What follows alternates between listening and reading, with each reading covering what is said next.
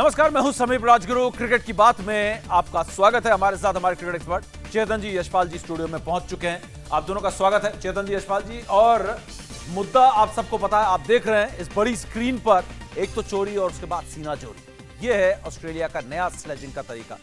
जब भारतीय सरजमी पर वो लैंड हुए तो उन्होंने कहा इस बार स्लेजिंग नहीं करेंगे, आराम से क्रिकेट खेलेंगे, विराट को नहीं छेड़ेंगे। वाकई में जो उन्होंने कहा उन्होंने किया।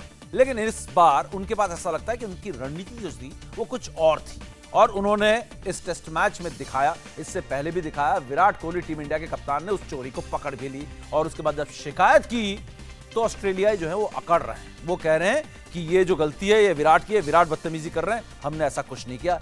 वो तब जब ऑस्ट्रेलिया कप्तान स्टीवन स्मिथ मान चुके हैं जी हाँ मुझसे गलती हुई है। लेकिन इस विवाद के बाद, इस चोरी और उसके बाद सीना चोरी की वजह से बीसीसीआई और क्रिकेट ऑस्ट्रेलिया के बीच कहीं ना कहीं एक तनातनी सी बन गई। आइए देखते हैं पहले ये रिपोर्ट, किस तरीके से स्मिथ को वो बेकसूर ठहरा रहे। पहले चोरी, अब सीना चोरी, बेशर्म कंगारुओं का गंदा प्लान। कोड ऑफ कंडक्ट में हम हमेशा कहते हैं कि कैप्टन लीड करना चाहिए बाय एग्जांपल, और अगर कप्तान ही खुद देख रहा है ड्रेसिंग रूम की तरफ, और छुपने की कोई जगह ही नहीं अब, क्योंकि पूरे सब ने देखे, मिलियंस ने देखे हैं टेलीविजन पे कि क्या हो रहा था, तो अब मैच रेफरी को वाकई एक्शन लेना ही लेना हो। भारतीय टीम ने भी मैच रेफरी से लिखित शिकायत कर दी और अब उन पर कार्रवाई का इंतजार है। मैं स्मिथ, ऑस्ट्रेलियाई टीम और ड्रेसिंग रूम की ईमानदारी पर सवाल उठाने वाले आरोपों को गलत मानता हूं। स्टीव असाधारण क्रिकेटर और इंसान है, कई उभरते हुए क्रिकेटरों का आदर्श है,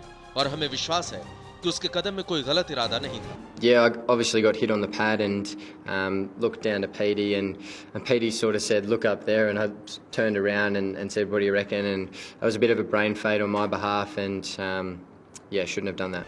मैंने ही स्टीव को ड्रेसिंग रूम से डीआरएस के बारे में पूछने को कहा था, मुझे नियम की जानकारी नहीं थी। तो देखा आपने, एक तो पहले गलती करते हैं और उसके बाद कहीं ना कहीं एक अकड़ भी यहां पर देख रहे हैं। कहीं ना कहीं दोनों बोर्ड्स भी अब आमने सामने आ गए, क्योंकि बीसीसीआई ने आईसीसी को शिकायत की है और कहा है कि इस पर स्मिथ के खिलाफ कार्रवाई की जानी चाहिए। हमारे साथ यशपाल जी और चेतन जी स्टूडियो में हैं, और असली बात यह है कि एक मीडिया में कई सवाल भी उठा रहे हैं, ऑस्ट्रेलियन मीडिया के कई जाने माने पत्रकार हैं, कि विराट कोहली अगर ये जानते हैं कि स्टीवन स्मिथ इस तरीके की हरकत कर रहे थे, इस तरीके की चोरी और बेईमानी कर रहे थे, तो सबूत दे। सबूत तो शायद एम्पायर्स को अपनी रिपोर्ट में लिखनी होगी यशपाल जी, क्योंकि लगातार 3 बार वो एम्पायर से बोल चुके थे, मैच रेफरी से भी बातचीत हो चुकी थी इस बारे में। तो वो रिपोर्ट कहां है वो अभी तो समझ में नहीं आई है। लेकिन इस मामले में जिस तरीके से एक बार फिर ऑस्ट्रेलिया और भारत आमने सामने आए हैं, ये विवाद आगे जाएगा और कहीं ना कहीं एक कड़वाहट इन दोनों टीमों के बीच और बढ़ेगी।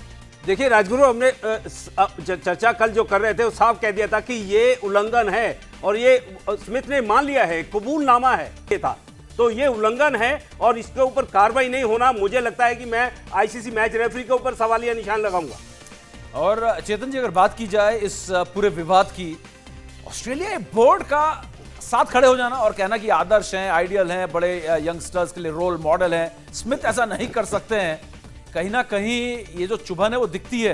वो लड़ना चाहते हैं, जीतना चाहते हैं इस विवाद पर। इनफेड अगर कप्तान का हो जाए तो क्या उन्हें कप्तानी करनी चाहिए टीम की? इस बारे में भी चर्चा होनी चाहिए चेतन जी, यशपाल जी, की अचानक कप्तान का ब्रेन फेड हो जाए, ऑस्ट्रेलिया टीम का, दुनिया के नंबर 2 टेस्ट टीम के कप्तान का ब्रेन फेड हो जाए। चलिए फटाफट आपको सुनाते हैं कि विराट कोहली ने क्या कहा था इस ब्रेन फेड के बारे में। उन्होंने इसके जवाब में जवाब दिया था जब स्टीवन स्मिथ ने इस ब्रेन फेड के बहाने के पीछे अपने आप को छिपाने की कोशिश की, बचाने की कोशिश की। और उसके बाद आपको सुनाते हैं कि आर अश्विन ने भी क्या कहा इस मुद्दे पर। I saw that 2 times happening when I was batting out there. I pointed it out to the umpire as well, that it's happened twice that I've seen their players looking upstairs for confirmation, and that's why the umpire was at him. You know, when he turned back, the umpire knew exactly what's going on, because we observed that. We told match referee also and the umpires that they've been doing that for the last 3 days, and this has to stop. लड़ाई जोरों से चल रही है इन दोनों टीमों के बीच में। इससे पहले कि हम देखें इन दोनों टीमों के बीच का इतिहास पर भी एक बार नजर डालेंगे, लेकिन यशपाल जी एक छोटी सी प्रतिक्रिया।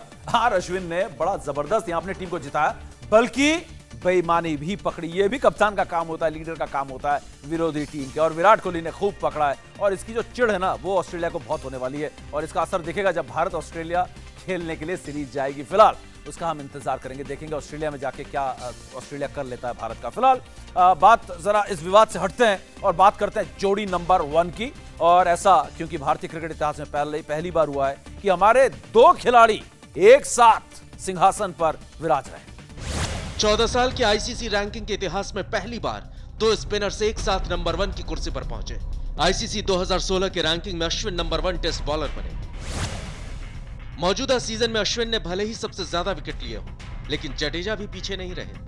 औसत के लिहाज से तो जडेजा अश्विन पर भी 20 साबित हो रहे हैं। अश्विन सबसे ज्यादा विकेट लेने के कारनामे से बस 3 विकेट दूर हैं। इससे पहले डेल स्टेन ने 2007-8 में सीजन में 78 विकेट लिए थे। कमाल की बात है, दुनिया की नंबर 1 टेस्ट टीम, दुनिया के नंबर 1 टेस्ट बॉलर, दुनिया के नंबर 1 टेस्ट बॉलर, हर जगह नंबर 1। और पहली बार ऐसा हुआ है कि जोड़ी नंबर 1 एक साथ दो नंबर 1 पर काबिज है। बात करेंगे हमारे एक्सपर्ट से और बात करेंगे कि कैसे क्रिकेट जो है वो फुटबॉल भी बनता जा रहा है। नियमों में कुछ ऐसे बदलाव जो फुटबॉल से मिलते जुलते हैं। ब्रेक के बाद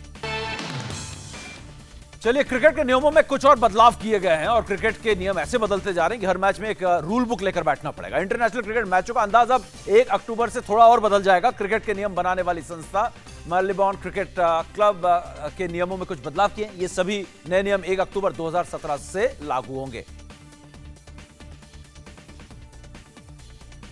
क्या कहेंगे यशपाल जी, क्योंकि आप एम्पायर भी हैं और अब आप कि रूल बुक में हर साल कुछ ना कुछ नया जो है ऐड होता चले जाता है। ये 5 रन ऐड होना, ये रनआउट के रूल में बदलाव करना, प्लेयर को ऐसी रेड कार्ड जैसे फुटबॉल में दिखाते हैं वैसा कार्ड दिखाकर बाहर भेज देना। क्या कहेंगे नियमों में बदलाव के बारे में? क्या गेम को लोकप्रिय बनाने की कोशिश है या कंफ्यूजन बढ़ेगा इससे? मुझे हंसी आ रही है। अगर ऐसे नियम लागू कर दिए गए तो मुझे तो लगता है कि ये खिलवाड़ किया जाएगा क्रिकेट के साथ, जिसको जेंटलमैन्स गेम कहते हैं। बिल्कुल। मुझे लगता है कि सीधी सीधी क्रिकेट खेलनी चाहिए और ये रेड कार्ड दिखाना कि खिलाड़ी को मैदान से बाहर भेज देना, मुझे लगता है कि ये मंजूर नहीं होगा खिलाड़ियों को भी।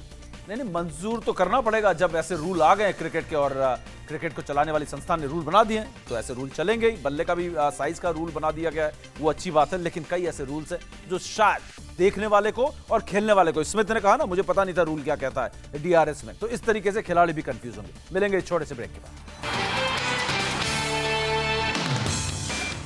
तो चलिए, विराट कोहली जो है वो ऑस्ट्रेलिया की मुश्किलें बढ़ाते जा रहे हैं। पहले टेस्ट मैच जीतकर सीरीज बराबरी की और उसके बाद बेईमानी पकड़कर कप्तान की स्टीवन स्मिथ की और ज्यादा मुश्किलें बढ़ा दी। फिलहाल इंतजार ये देखने का है कि क्या आईसीसी कार्रवाई करती है स्टीवन स्मिथ पर या नहीं। फिलहाल क्रिकेट की बात में वक्त इतना ही। यशपाल जी, चेतन जी बहुत शुक्रिया। एक छोटा सा ब्रेक के उस पार सुपर फास्ट 200 देखते रहिए इंडिया टीवी।